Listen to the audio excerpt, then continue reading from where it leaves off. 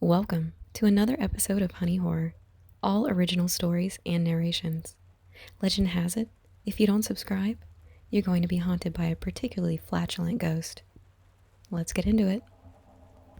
My friends always called my mom quirky, when in reality, some of her behaviors were just plain, well, weird. For as long as I could remember, my mom would set out a candle, incense, and a small plate of food every Sunday. When I was old enough to really question what it was for, I finally asked her. She began to explain that we had house spirits, and that in order to keep the house spirits from getting angry or upset, she would leave out these things for them. I was around 14 at this time, and prior to that, she had always just told me it was a tradition. Thankfully, I was old enough to where I wasn't terribly afraid, like I probably would have been as a young child. But to be honest, it was still a bit creepy. Of course, this isn't the only thing my mom did that was, quirky, but it was one of the most consistent. Outside of that, she would often mumble responses under her breath, or begin vigorously sweeping the floor with the front door open as if she was, attempting to get rid of something. These were the quirky habits that my friends got to witness, but I was so accustomed to it that I stopped thinking much of it until they brought it up. Fast forward several years, and I am now 27. And I've taken over my mom's house after her passing. The first few weeks it was in my possession, I spent the days cleaning out old rooms, organizing, and welcoming in family that needed to pick up various items. I didn't stay at the house at night, as I still had an apartment I was staying in, but the lease would be up in just a few short weeks, and I had every intention of moving into my mom's house and fixing it up like I know she would have wanted me to. I had grand plans of hosting holidays and get-togethers, and there with the rest of the family. All in her honor, really, as she was always the one that brought the family closer together. About a month in, the house was looking clear and organized, and I was beginning the process of moving my things in. I realized when passing under the attic that I had missed that entire area.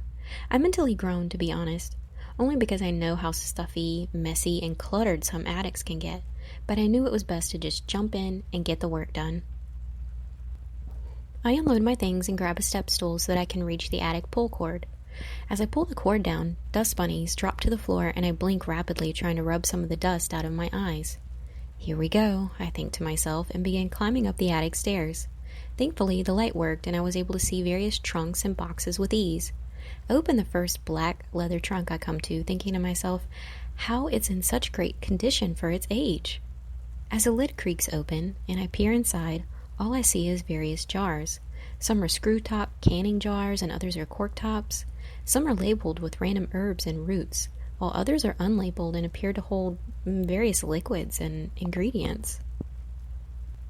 I am not even about to start popping the top on any of these without knowing full well what they are, so I keep shuffling things around looking for an indication of what all this stuff is for, and finally, I come across a small leather-bound journal.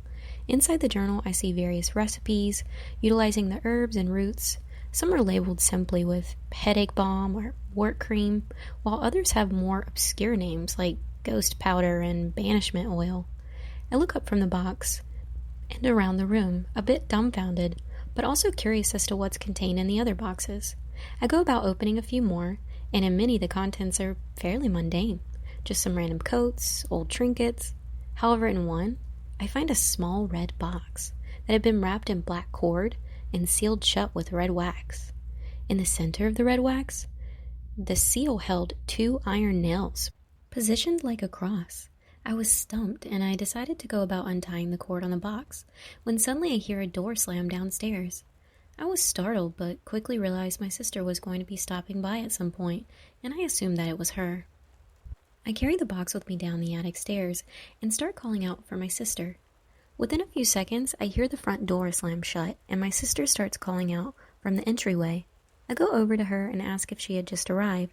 She said yeah, and I looked around confused. She references the box I'm holding, and I tell her it's just some odd thing I found up in the attic. She shrugs and moves into the living room. I lay the box down on the entry table and follow her as we talk about changes we plan to make in the house.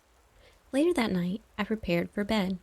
It was going to be my first night sleeping over, and while it was melancholy, knowing my mom wasn't there, I was so tired I could barely think of anything other than crawling into bed. I awaken in the middle of the night to what sounds like shuffling around my room. As I'm laying there, staring up at the ceiling, terrified to move, I listen intently.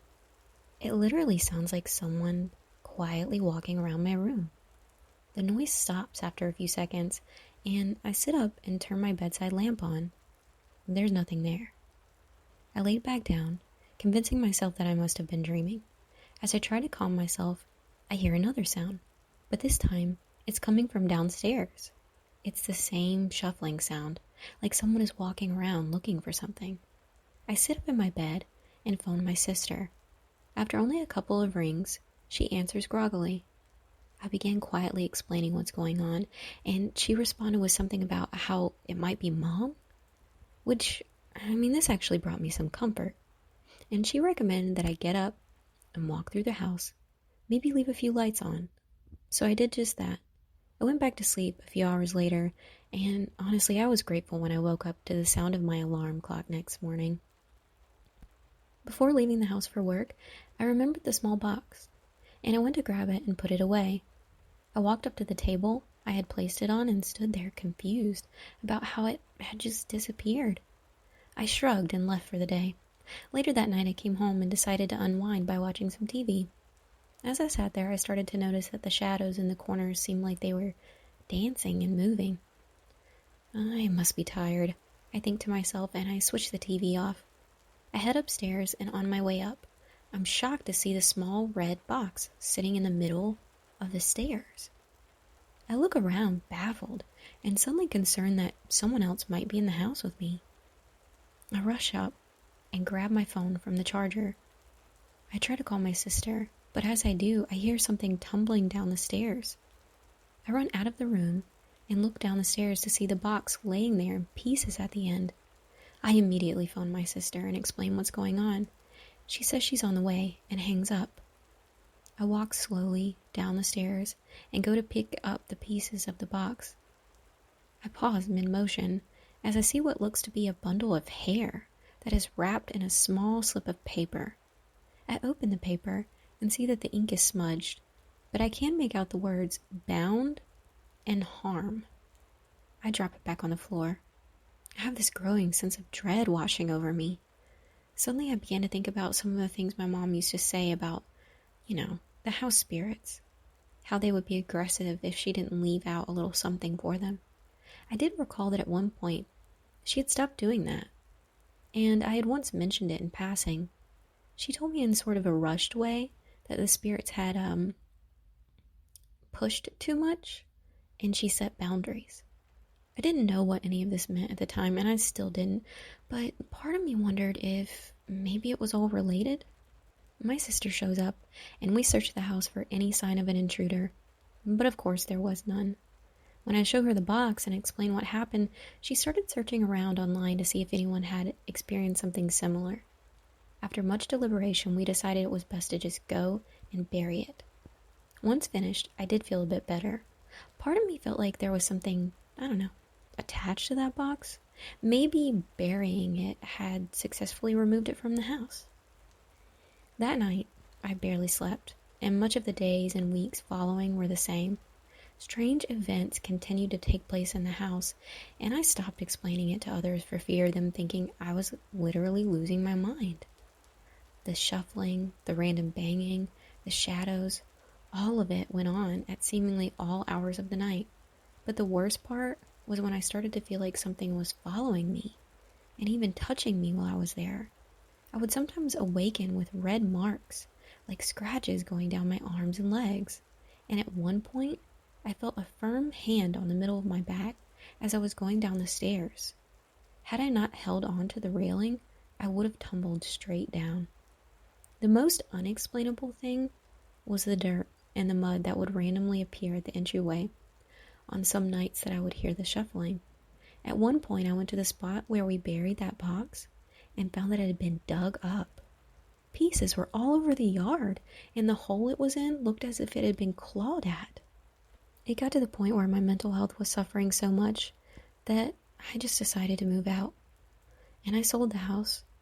It was a difficult decision because all of the memories we shared there, but I knew that that house wasn't the same anymore.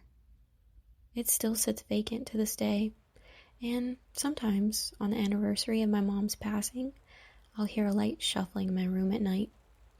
I like to think it's her coming to check on me. What would you do if you moved into a haunted house like that? Would you have opened that box? Not me. Thanks so much for listening to Honey Horror. And you know what to do if you liked it. You can comment or subscribe or, support. Anyways, thanks.